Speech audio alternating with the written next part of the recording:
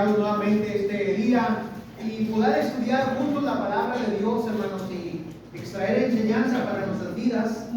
Para esto les invito a abrir sus Biblias, hermanos, en el libro de los Hechos, capítulo 5. El libro de los Hechos, capítulo 5, versículo 28. Hechos, capítulo 5, versículo 28. Dice así, hermanos.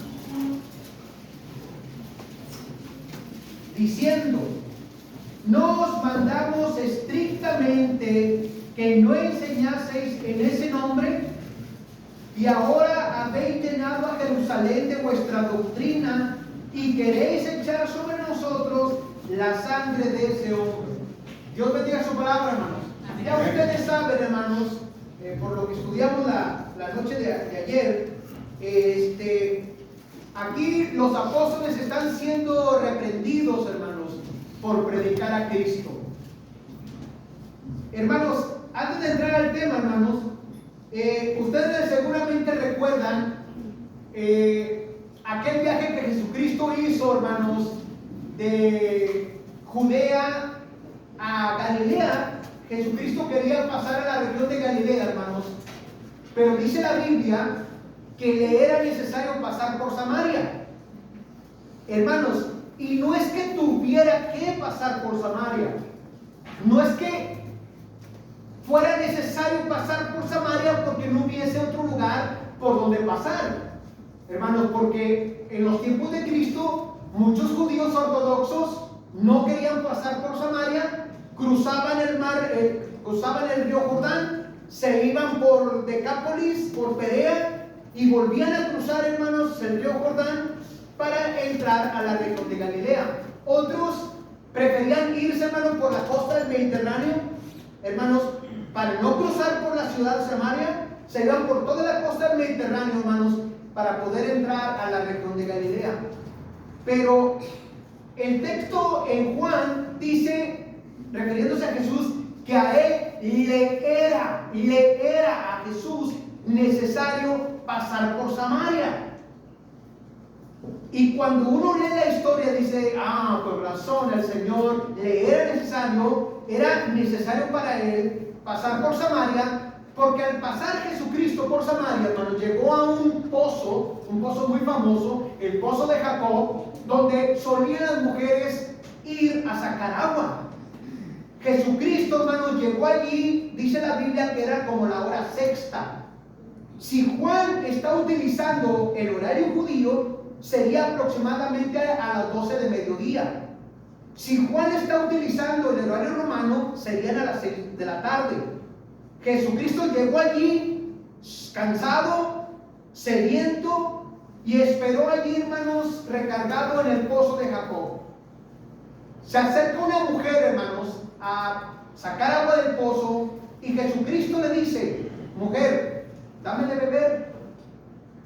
Pero la mujer, prejuiciosa, como eran los samaritanos, le dice: ¿cómo tú, siendo judío, me pides a mí de beber, que soy mujer samaritana?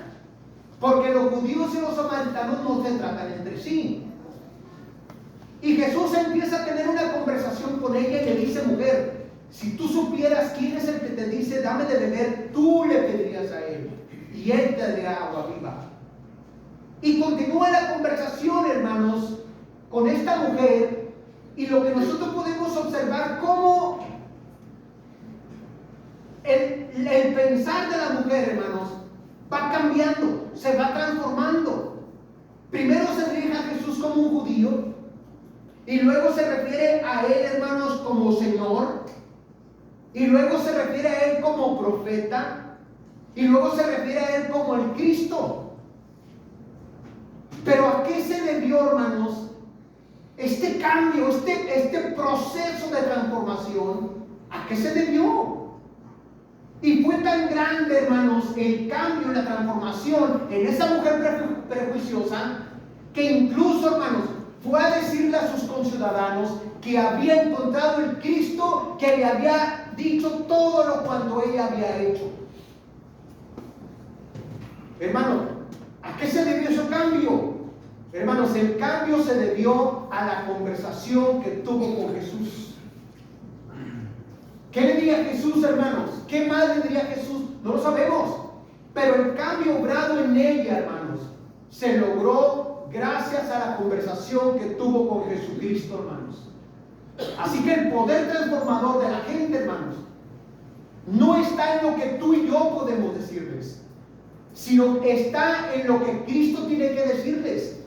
Hermanos, el poder transformador de las personas está en lo que Cristo dice, hermanos. Eso fue lo que cambió, hermanos, la vida de la mujer samaritana. Y eso es lo que nos ha cambiado a nosotros.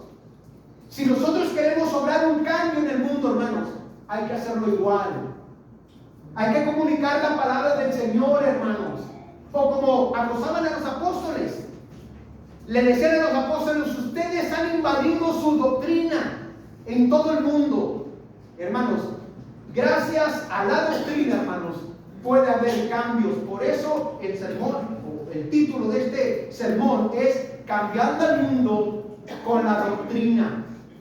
Hermanos, ¿por qué con la doctrina, hermanos?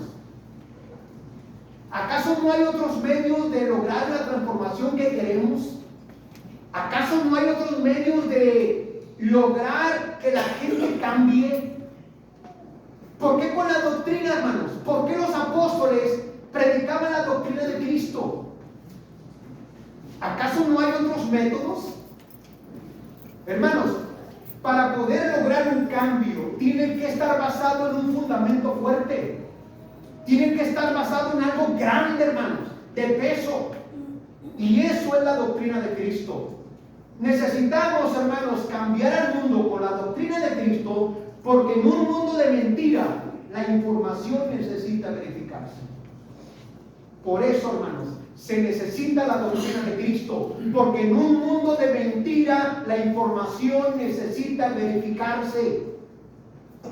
Hermanos, hay tanta información en nuestro mundo, hermanos, pero si no tuviéramos con qué verificarla, hermanos, imagínense, cada quien podría hacer lo que quisiera y pensar que está bien con Dios. Por ejemplo, el mundo dice, hermanos, que todos los caminos llevan a Dios. Esa es la información que corre en nuestro mundo, que todos los caminos llevan a Dios. ¿Cómo saber si eso es cierto o no? ¿Cómo verificar esa información? La doctrina.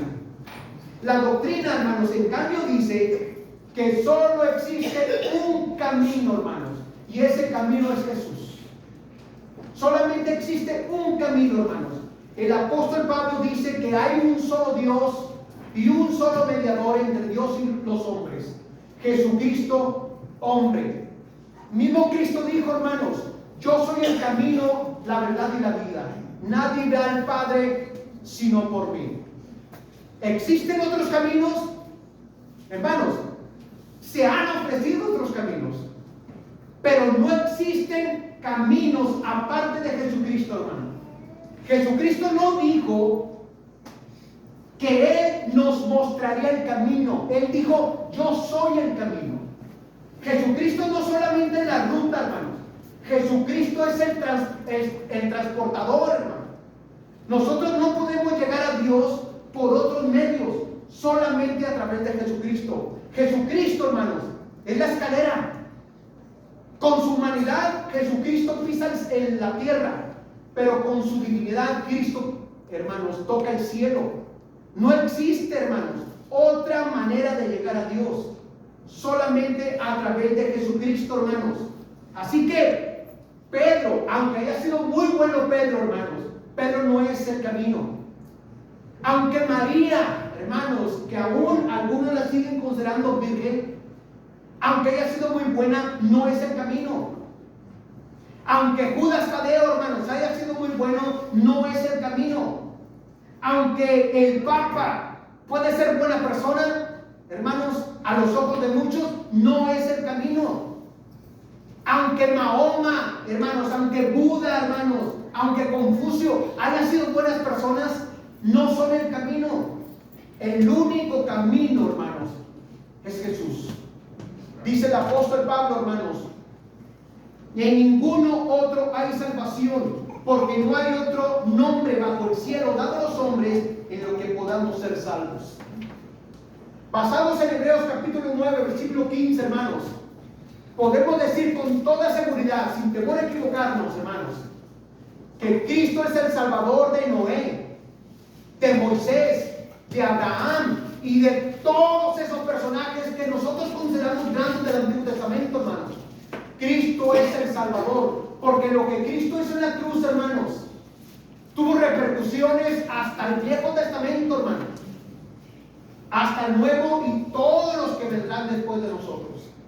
Así que no existe, hermanos, no hay otra manera de salvarnos. Jesucristo es el único camino a Dios. Así que, hermanos, no es cierto, podemos nosotros escuchar mucha información de que todos los caminos, como se decía de Roma, todos los caminos llevan a Roma. Mucha gente dice que todos los caminos llevan a Dios. No es cierto. Jesucristo es el único camino a Dios. Pero si no tuviéramos la doctrina, hermanos, ¿cómo verificar la información? Por ejemplo, el mundo dice que solo es necesario ser buena persona. Con ser buena persona basta para ser salvo. ¿Cómo saber que esa información es correcta? Bueno, la doctrina dice, hermanos, la doctrina dice que no basta ser considerado buena persona para ser salvo. No basta, hermanos, ser considerado buena persona para ser salvo. Muchas personas, hermanos, piensan que porque son proveedores de su hogar, porque son responsables con sus hijos, los llevan a la escuela, porque tratan bien a sus padres, a sus cónyuges, hermanos, porque pagan sus impuestos, porque dan caridad de vez en cuando, piensan que tienen el derecho de entrar al cielo. Mucha gente piensa así, hermanos. Mucha gente vive lo que se le llama la religión de la balanza. Es decir, que ellos pesan, hermanos, y dicen que si sus buenas obras pesan más que las malas, entonces ellos pueden entrar al cielo. Y viven esta religión de la balanza, hermanos, siempre intentando ellos, a su pensar, ser buenas personas, hacer buenas obras para ganarse el cielo, para que en el día del juicio, hermanos, pesen más las obras buenas que las obras malas, y eso les abre las puertas al cielo. Si a eso fuera, hermanos, Cornelio, hermanos, hubiera sido salvo, hermanos, con lo que él hacía. Cornelio era un personaje, un soldado romano, hermanos, que sería mucho mejor que muchas personas, porque moralmente era correcto, temía a Dios y tenía buen testimonio, hermanos, e incluso de su propia familia. Ahora, era un hombre generoso, ayudaba, hermanos, al pueblo en sus necesidades, y era un hombre religioso, hermanos, oraba a Dios siempre. En Hechos capítulo 10, versículo del 1 en adelante, hermanos, se menciona todas las buenas obras que hacía Cornelio, hermanos. Sin embargo, un día se le presenta un ángel del Señor y le dice: Cornelio, has sido considerado por el Señor, así que manda a traer un hombre llamado Pedro, y él te hablará palabras por las cuales serás salvo tú y toda tu casa. Hechos capítulo 11, versículo 14. Lo que me llama la atención, hermanos, es que Cornelio no se ofendió con el ángel y no le dijo: ¿te estás atreviendo a decirme que no soy salvo? ¿Que tengo que escuchar palabras para ser salvos? ¿Y las buenas obras qué? ¿Y el dinero que he dado a los pobres? ¿Y las oraciones que he levantado al cielo? ¿Me estás diciendo que no soy buena gente? ¿Que mis obras no son suficientes para ser salvo? No, hermano. Cornelio guardó silencio e hizo lo que el ángel le dijo. Mandó traer a Pedro, hermanos, y Pedro le habló palabras por las cuales sería salvo él y toda su casa, hermanos. Así que Cornelio era bueno, hermanos, pero no era suficiente. No era suficiente para ser salvo, hermanos. Así que la historia de Cornelio nos enseña, hermanos, que una persona puede estar perdida a pesar de ser considerado buena persona. Cornelio era buena persona, hermanos, pero no era suficiente. Era sincero, pero no era suficiente. Era generoso, ayudaba, pero no era suficiente. Oraba a Dios, pero no era suficiente. Era religioso, sí, pero no era suficiente, hermanos, para ser salvos. Él necesitaba escuchar la palabra de Dios para salvarse. Hermanos, nadie es lo suficientemente bueno, hermanos, para salvarse.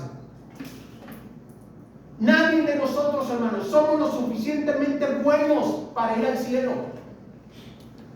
Nosotros, no hay nada, hermanos, que nosotros podamos hacer para ganarnos el cielo.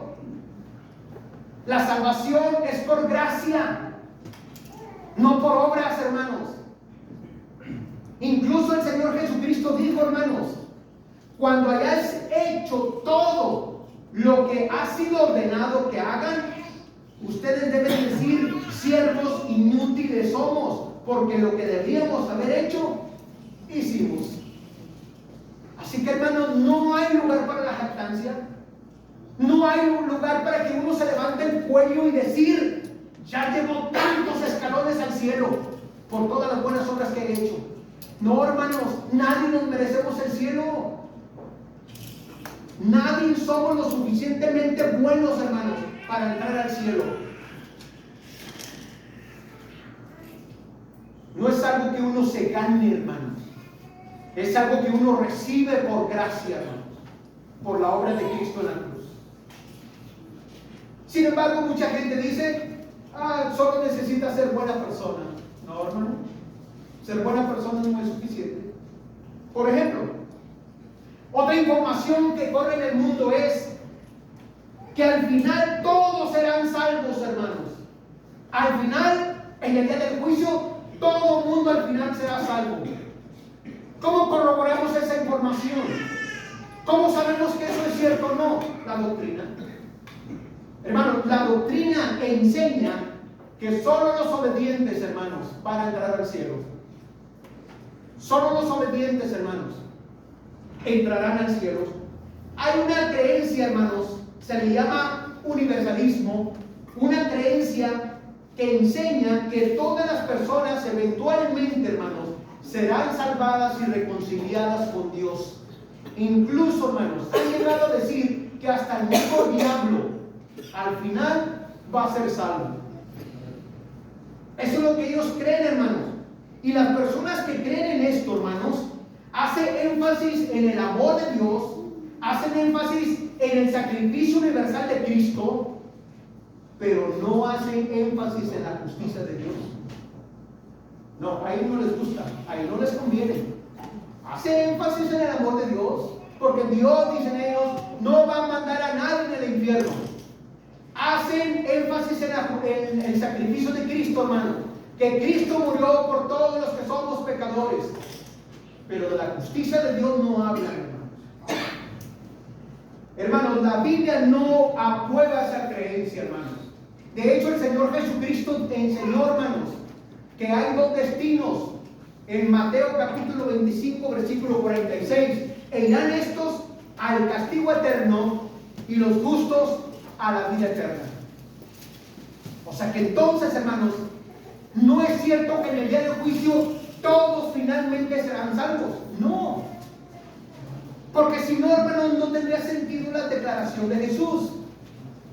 De hecho, el Señor Jesucristo dijo, hermanos, no todo el que me dice Señor, Señor entrará en el reino de los cielos, sino el que hace la voluntad de mi Padre que está en los cielos.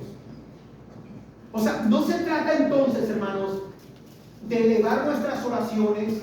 No se trata entonces, hermanos, de confesar con nuestra boca que Jesús es el Señor para entrar al cielo. Se trata de ser obedientes, hermanos, para entrar al cielo. Esas son las palabras del Señor Jesucristo.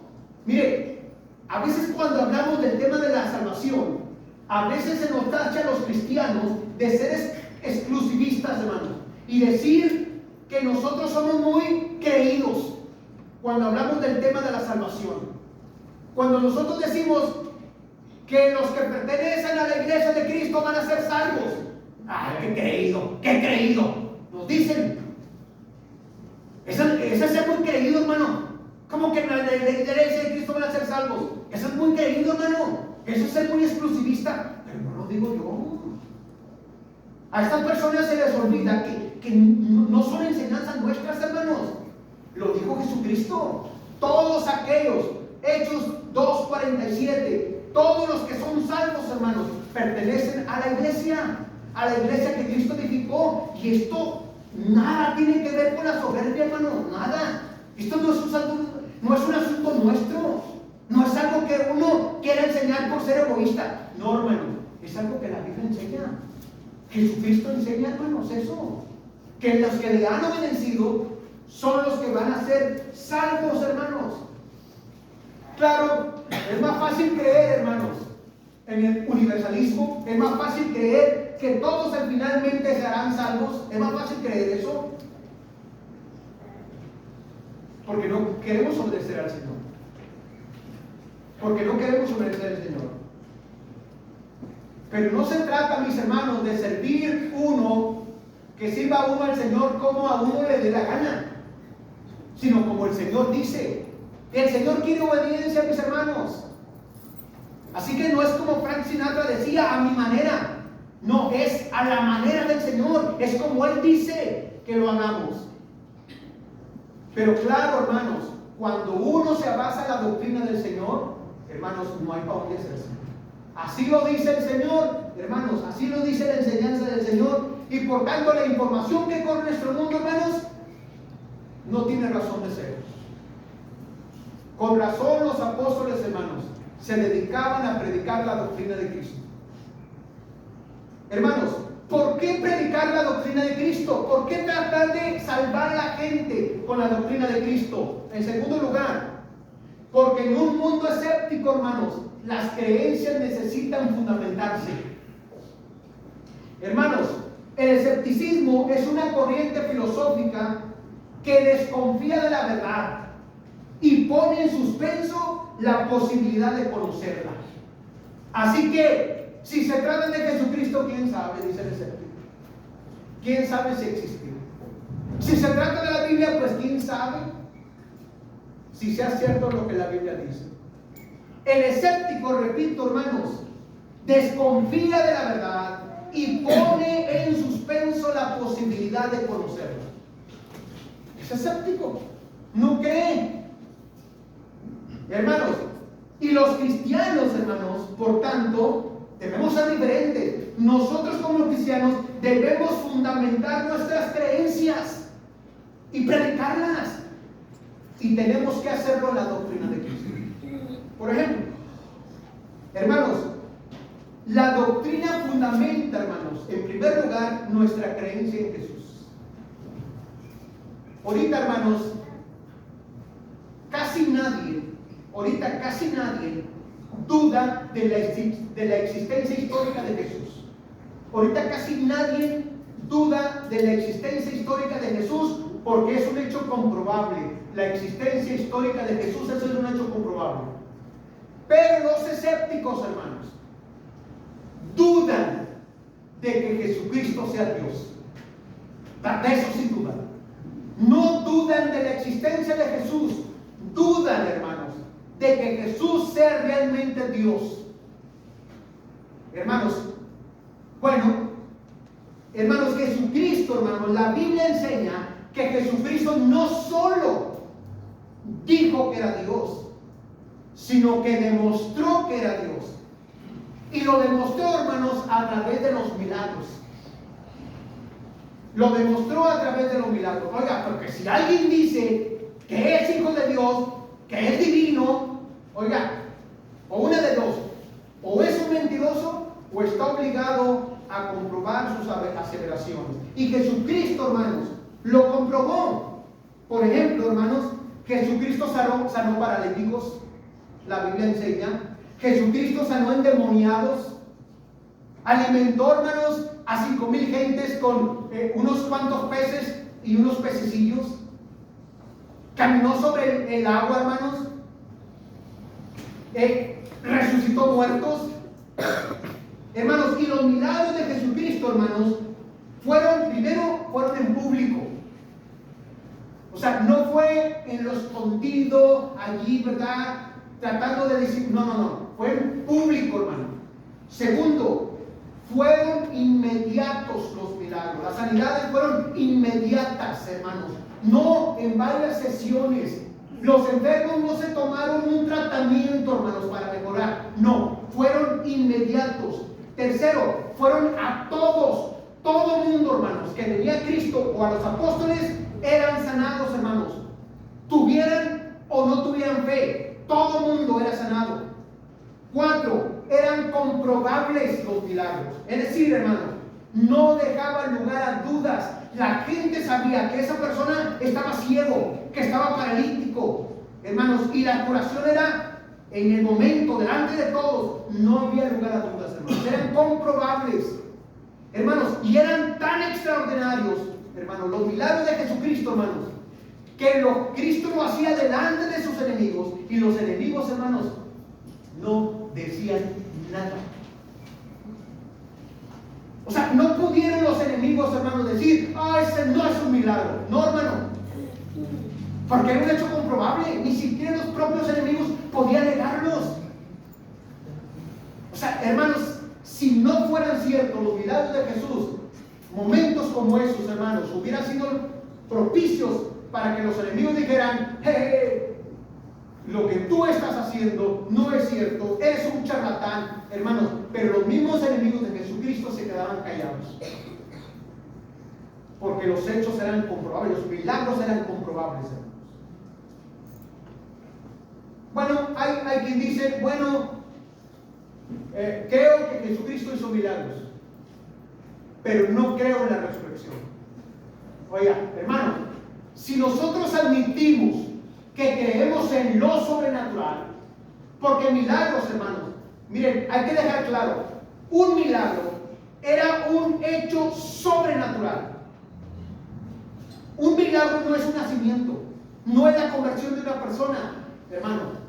No, un milagro era un hecho sobrenatural, algo que no era común, hermanos. Eso es lo milagro que Jesucristo obraba. Así que si admitimos que Jesucristo obraba milagros, hermanos, tenemos que creer en la resurrección. Tenemos que creer en la resurrección. Hermanos, Cristo resucitó, hermanos, y hay muchas evidencias. Para empezar, tenemos 4 biografías antiguas de Jesús que lo comprueban. Los evangelios. Hermanos, tenemos testigos oculares que lo confirman y estaban dispuestos a morir por ello. Hermanos, el sello romano roto, la piedra removida y la tumba vacía, hermanos, que los propios enemigos no pudieron negar. El crecimiento masivo del cristianismo primitivo, hermanos, y las conversiones de personas anticristianas como Saulo de Tarso, hermanos, que decían que habían visto al Cristo resucitado, hermanos, son evidencias que no se pueden negar. Así que, hermanos, la doctrina de Cristo, hermanos, confirma nuestra creencia en el Señor Jesucristo.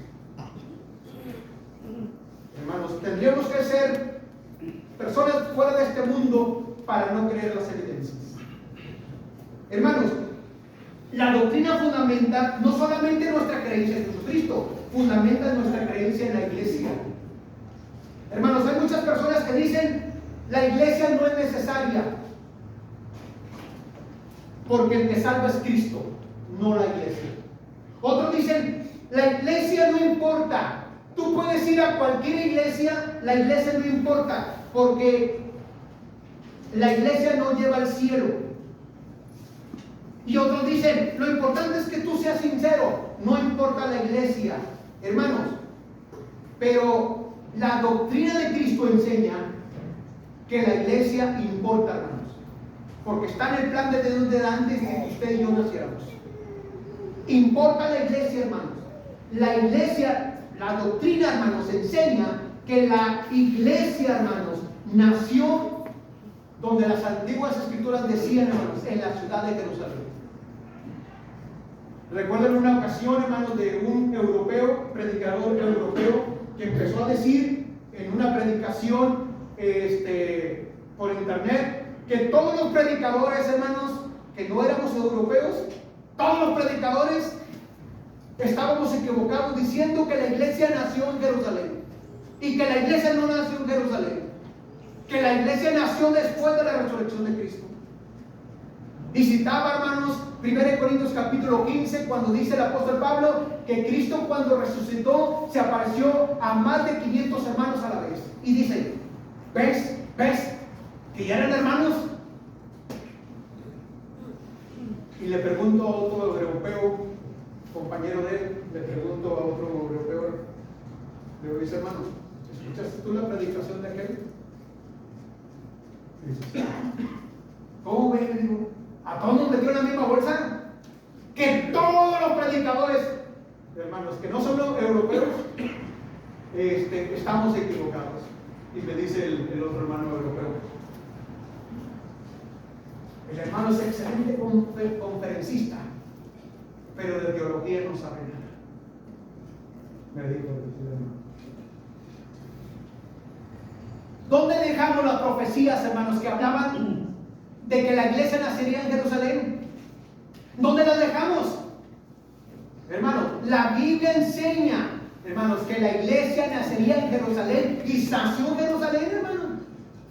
Nació en Jerusalén. Como decía la Biblia, hermanos. Ahora, Cristo no fundó muchas iglesias. Cristo es el fundador de la iglesia y no fundó muchas iglesias, hermanos. Fundó una sola.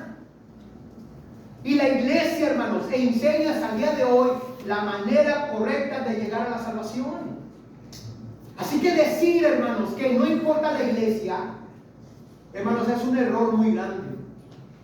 Es un error muy grande, hermanos, porque la gente deja a un lado a Dios, el plan de Dios, hermanos, el plan de Cristo, el plan de redención lo deja a un lado. Pero existe mucha información así, hermanos. Hermanos, la doctrina también fundamenta nuestra creencia en el cielo. Hermanos, admitir creer en Dios, tenemos que admitir, hermanos, nuestra creencia en lo sobrenatural.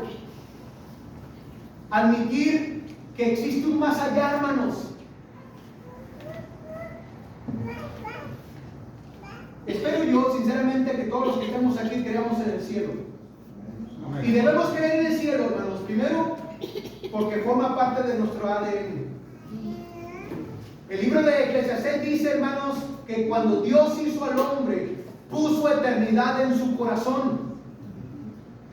O sea, está dentro nuestro, hermanos.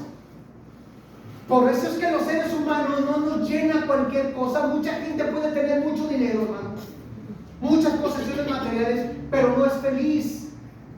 Porque lo único que realmente nos puede dar felicidad y llenarnos el fuego que tenemos dentro, hermanos, es el anhelo de lo eterno. No cualquier cosa puede llenarnos, hermanos. Por eso es que la gente siempre ha tratado de buscar la fuente de la eterna juventud. Siempre la gente está buscando cómo vivir para siempre, hermanos. Porque Dios ha puesto eternidad en nuestro corazón. Está dentro de nosotros, hermanos. Por eso es que anhelamos algo mucho más que esta tierra. Creemos en el cielo, hermanos, también porque creemos en la resurrección. Dice la Biblia, hermanos, que cuando Cristo resucitó, fue recibido en el cielo y se sentó a la diestra de Dios. Creemos en el cielo, hermanos, porque creemos en las promesas de Jesús. Jesucristo dijo, hermanos, que Él se iría a la casa de su Padre, al cielo, y regresaría para vivir por nosotros. Creemos en el cielo, hermanos, porque creemos en la Biblia, un documento ampliamente, hermanos, confirmado. Creemos en el cielo, hermanos. Por eso cada cristiano, hermanos, debemos trabajar y debemos luchar y esforzarnos, hermanos, porque tenemos a dónde ir después de esta vida. Qué triste decíamos hoy en el programa de radio, qué triste es la persona que no tiene esperanza de llegar al cielo, hermano. Que no tiene ¿Por qué luchar, hermano? Qué triste las personas que no aspiran a algo más que este pedazo de tierra, hermano. Pero la Biblia nos enseña, hermanos, que hay más por venir para nosotros. Esta tierra no es nuestro destino, hermanos. El sepulcro o el panteón no es nuestra última morada, hermanos. Aún hay más por venir. ¿Pero cómo sabemos eso? Por la doctrina de Cristo. Y déjenme decirles en tercer lugar, hermanos, hay que cambiar el mundo con la doctrina, hermanos, porque en un mundo de pecado el alma necesita un medio para purificarse. El alma necesita un medio para purificarse, hermanos, en un mundo tan lleno de pecado. La buena noticia, hermanos, es que la doctrina de Cristo efectúa un nuevo nacimiento.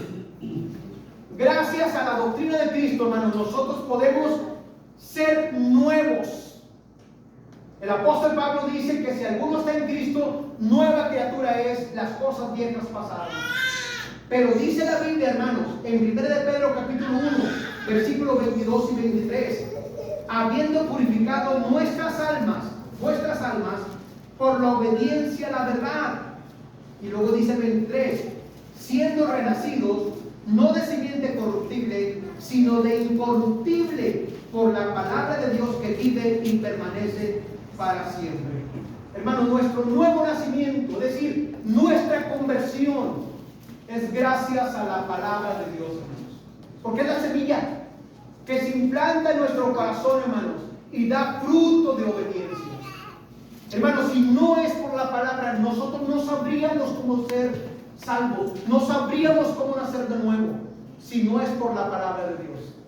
Es la bendita palabra de Dios que nos hace nuevos, hermanos, nuevas criaturas.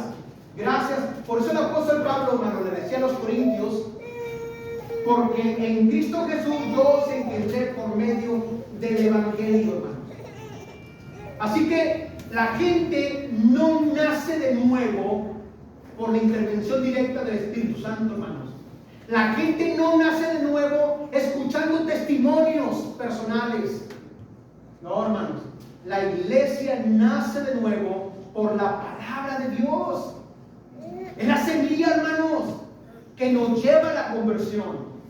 Así que es muy importante que cada cristiano, que cada persona, hermanos, escuche la palabra de Dios, lea la palabra de Dios. No hay otra manera.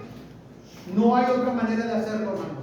Ahora, la palabra de Dios no solamente, hermanos, nos ayuda a nacer. La palabra de Dios, la doctrina de Cristo, hermanos, nos ayuda con el hábito del pecado. Dios quiera, hermanos, que los que estamos aquí no tengamos el hábito de pecar. Pecamos, es cierto, hermanos, es innegable. Y Juan dice que ni debiéramos atrevernos, que no debiéramos atrevernos a negarlo, porque haríamos mentirosos a Dios, la verdad no estaría en nosotros. Pero otra cosa es el hábito del pecado. El hábito del pecado, dice el apóstol Pablo, que fue roto gracias a la doctrina de Cristo. El apóstol Pablo, por ejemplo, menciona en Romanos 6, 17 y 18, que gracias a Dios, que aunque eres esclavos del pecado, habéis obedecido de corazón aquella forma de doctrina a la cual fuisteis entregados y libertados del pecado, vinisteis a ser siervos de la justicia. Hermanos, antes éramos esclavos del pecado, y un esclavo, hermanos, no tenía ni voz ni voto, estaba a la merced del amo. Y así éramos nosotros, hermanos. Estamos a la merced del pecado, hermanos. Nos dominaba el pecado, hermanos.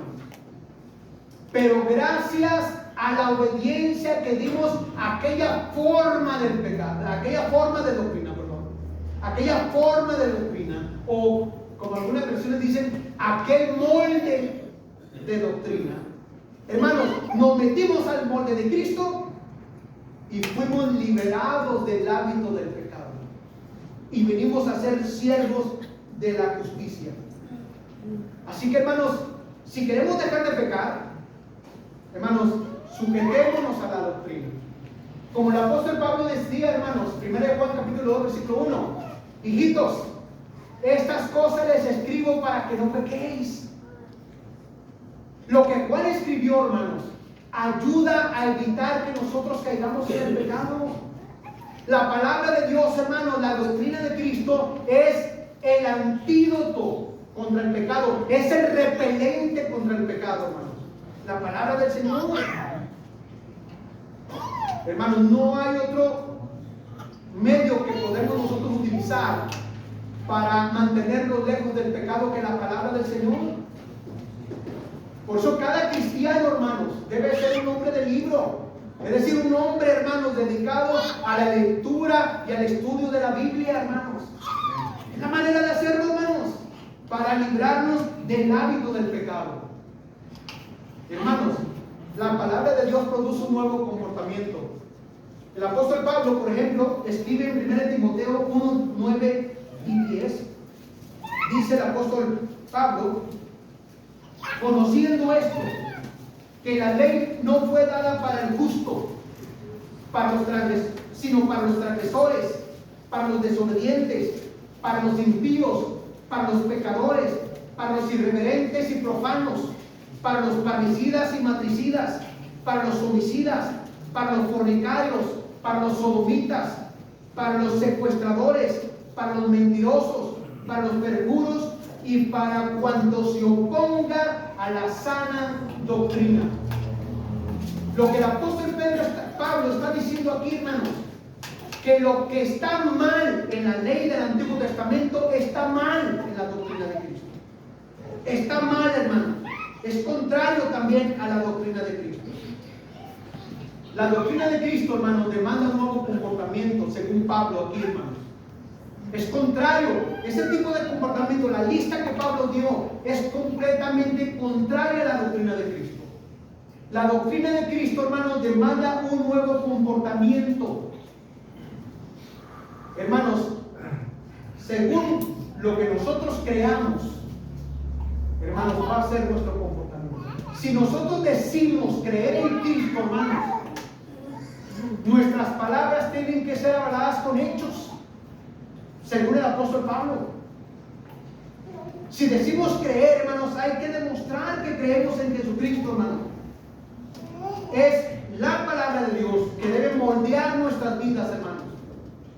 La palabra de Dios, no la opinión de los amigos, de los compañeros de trabajo, hermanos. Es la palabra de Dios, la doctrina de Cristo, que debe regular nuestra conducta, hermanos, y marcarnos el paso. La doctrina de Cristo, hermano. No mi pensar, lo que yo considero que es correcto, sino lo que la Biblia dice que es correcto, hermanos. Dice el apóstol Pablo, hermanos, que fuimos creados en Cristo Jesús para buenas obras. Ese es nuestro propósito de vida como cristianos, hermanos.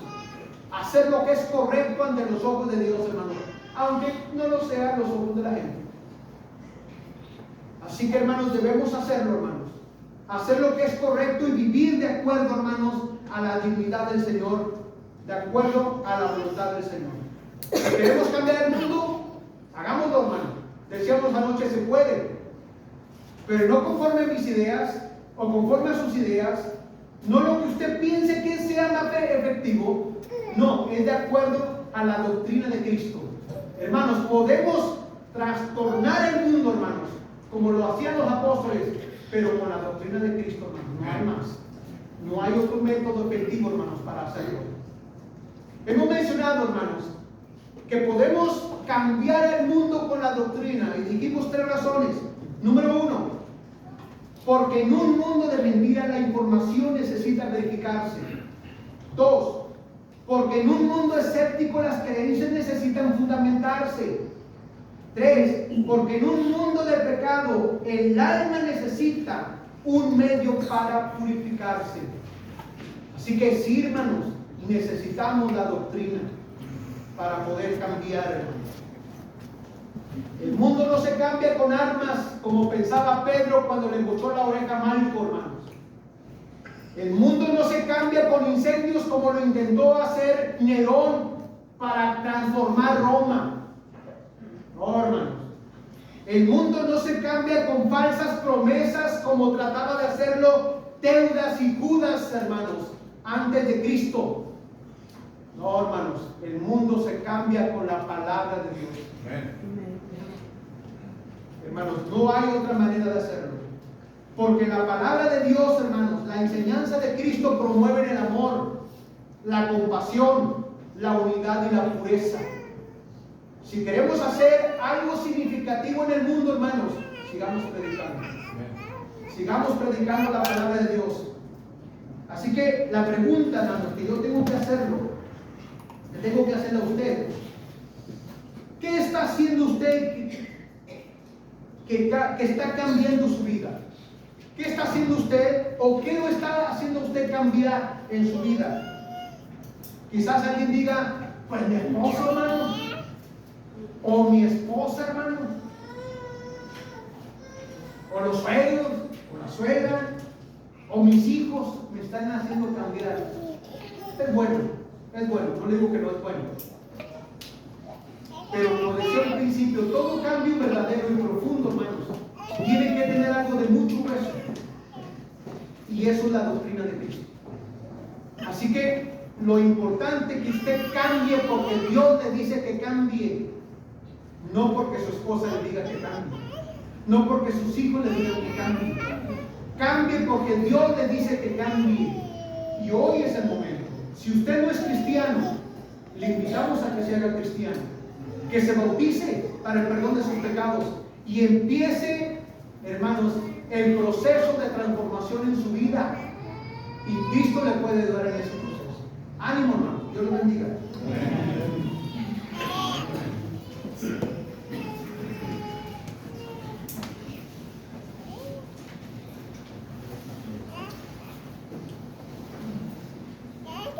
Tenemos un canto de invitación, mis amados hermanos, canto número 98 de nuestros humanos de santos espirituales. Canto número 98, puedo oír tu voz llamando.